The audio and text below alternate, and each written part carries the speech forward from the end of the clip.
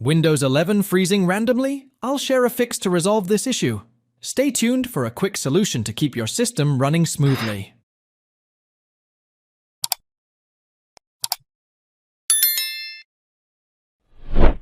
First, click the magnifying glass icon beside the Start menu on the taskbar. You'll need to enter CMD in the To Search box to find the command prompt. Make sure you open an elevated prompt by right-clicking the command prompt search result and selecting Run as Administrator.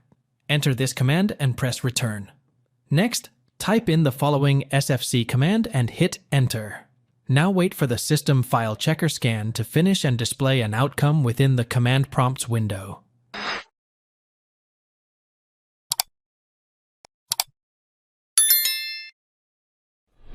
The Windows 11 freezing randomly issue will be fixed.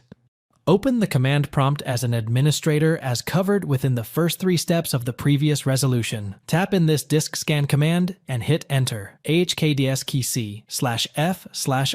Now the check disk scan will be scheduled to run on reboot.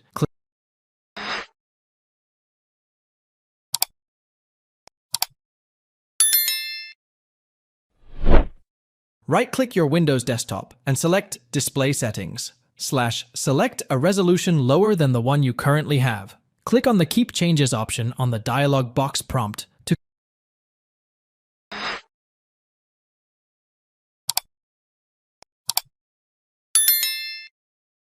the Start menu, press the Power button, and select Restart.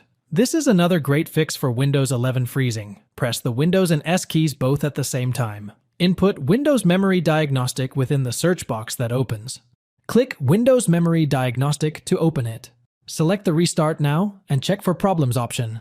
Thanks for watching. If it helps, make sure to hit like and subscribe /